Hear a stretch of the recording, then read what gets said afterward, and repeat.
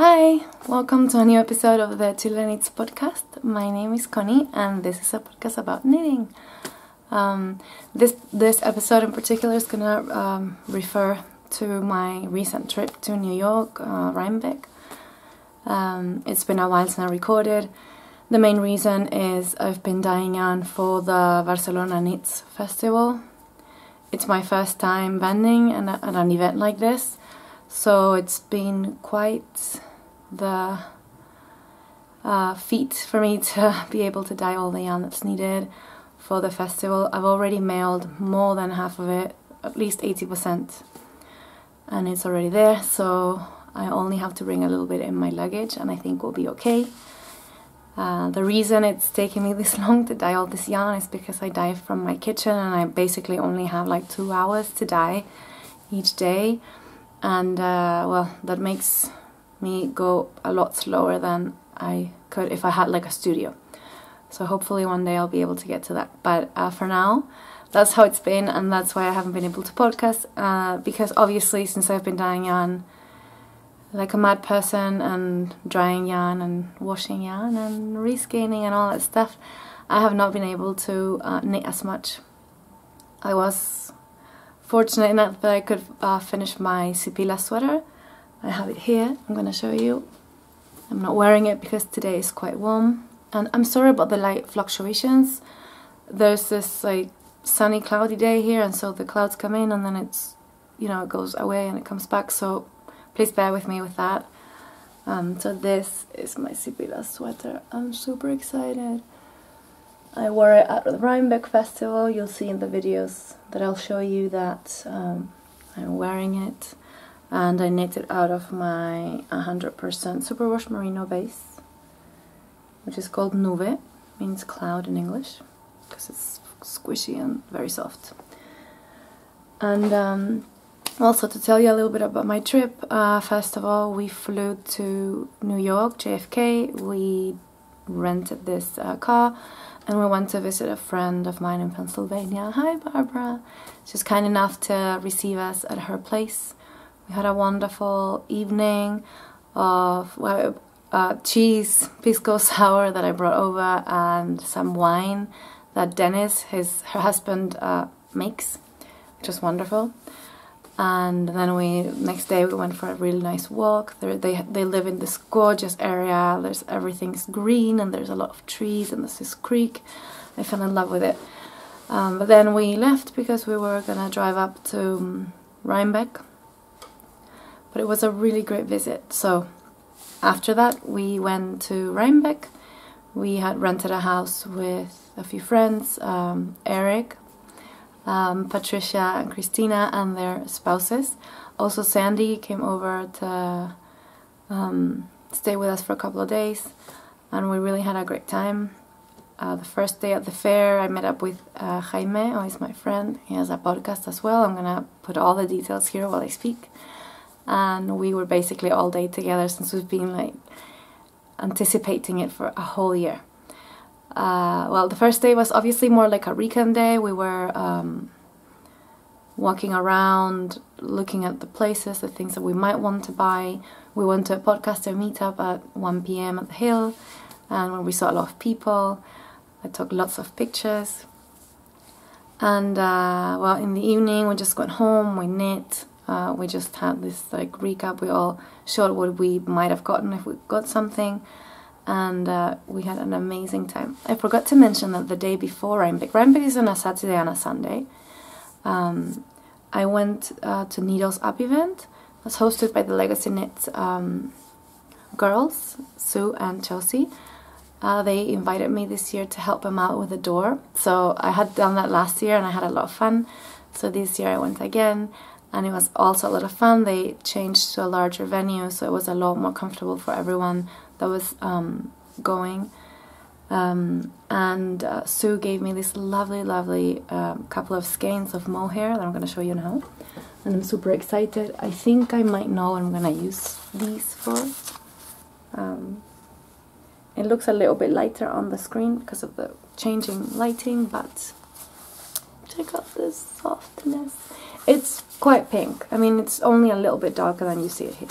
So I can't wait.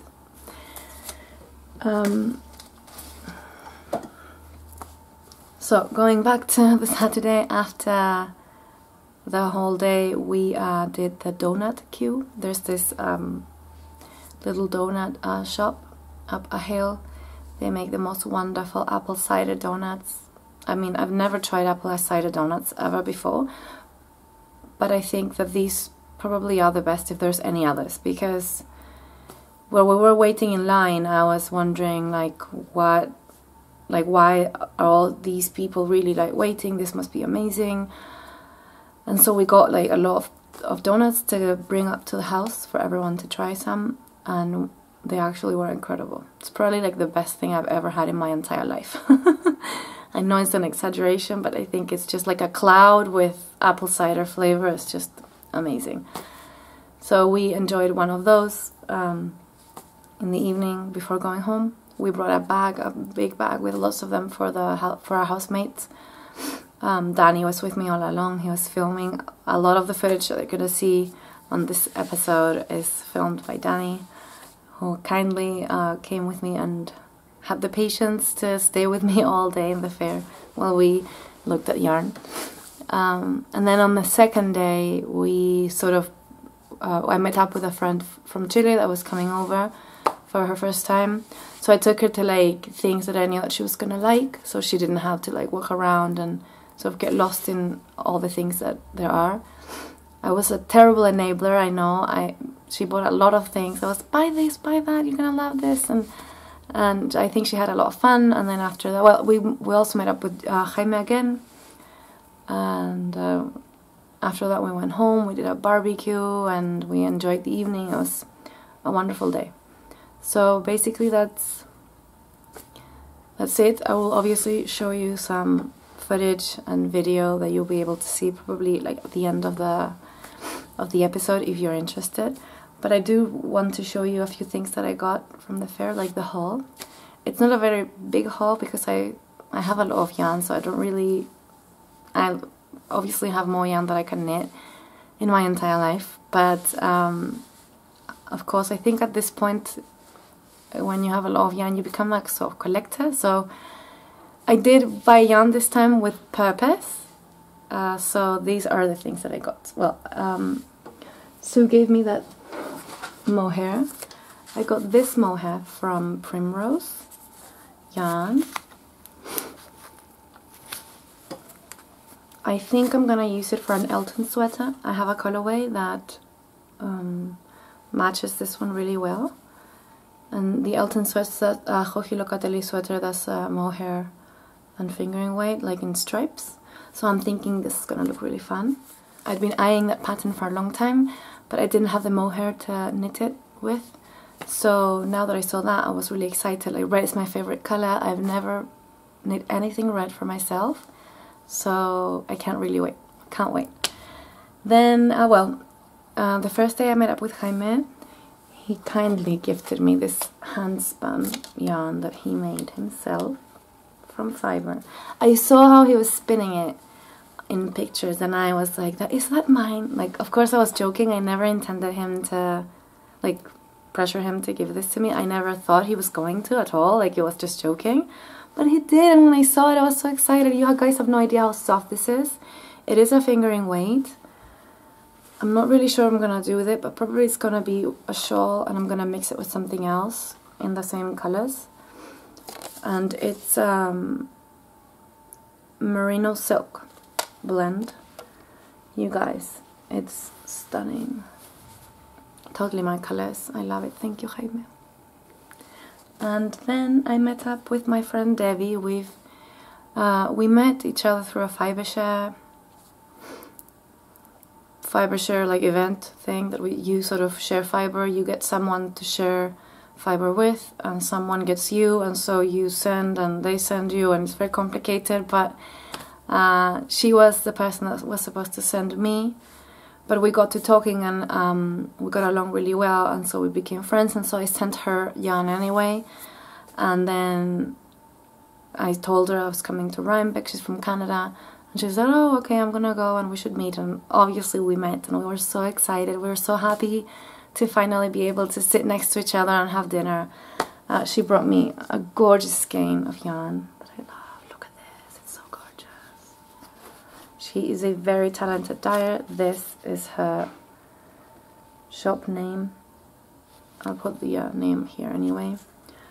This is a fingering weight yarn. It's 434 yards and it's 115 gram skein of superwash merino, and the colorway is called Far Flung Friendship, in honor of our very long distance friendship. Can't wait to knit with it. I'm not really sure what I can do with it, but don't you think this kind of look good together? Maybe I could like honor both of my friends and make a shawl out of these, right? I've been eyeing them together and thinking, oh yeah, they kind of look good. So yes. And my last yarny purchase, because I bought a few other things, was from my friend ChileKnitz. She was vending at the knitting garage, and I went to visit her, and I fell in love with this yarn.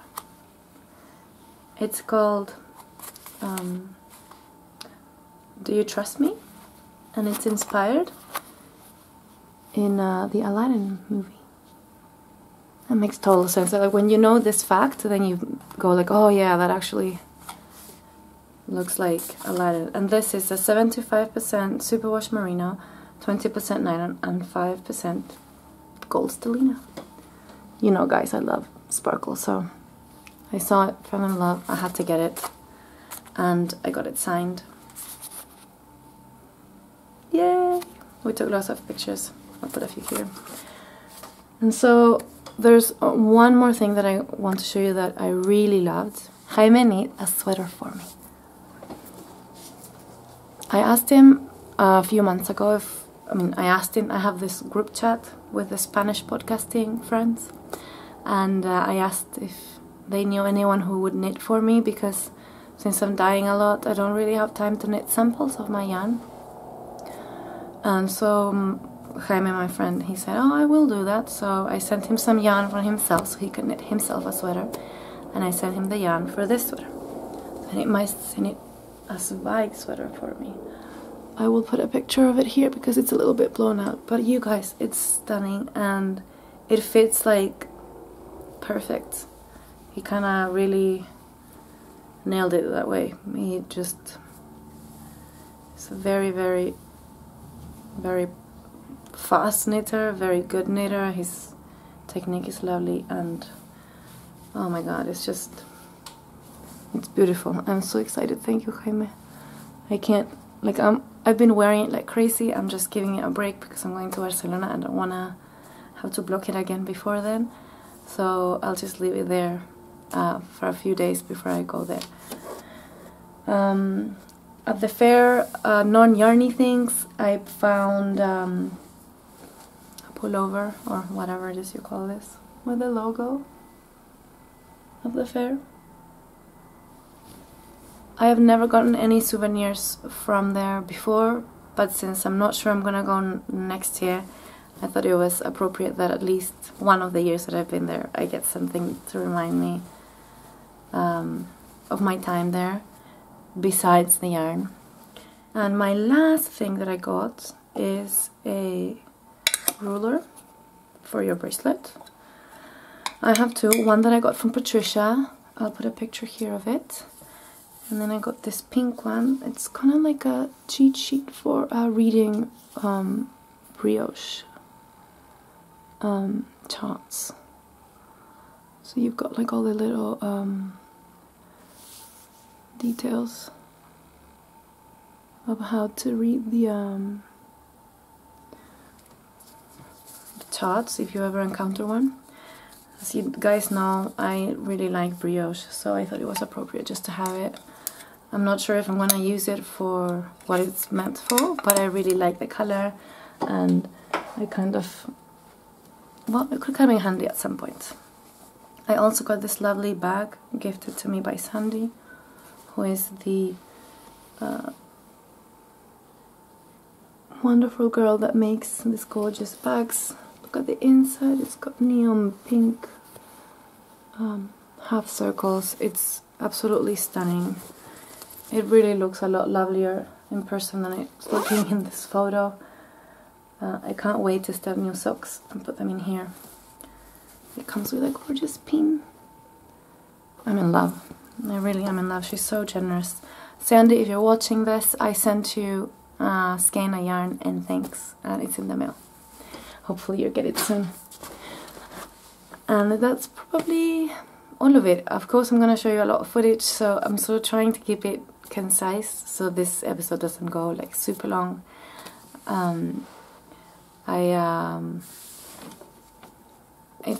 Whenever it is that I go and then I come back, I feel like there's a few days of like adapting to normalcy, from the yarn high and the excitement of being surrounded by people sort of like vibrate at your same level when you're like surrounded by knitters and surrounded by yarn and all the colors and all the lovely things that you can see. And so that's why it's taking me a little bit longer to record. I had to like process this whole experience. But while I was there, I was knitting on my Arwen sweater. I thought I was gonna do a lot more progress, but we got to talking and then less knitting, but this is what I have so far.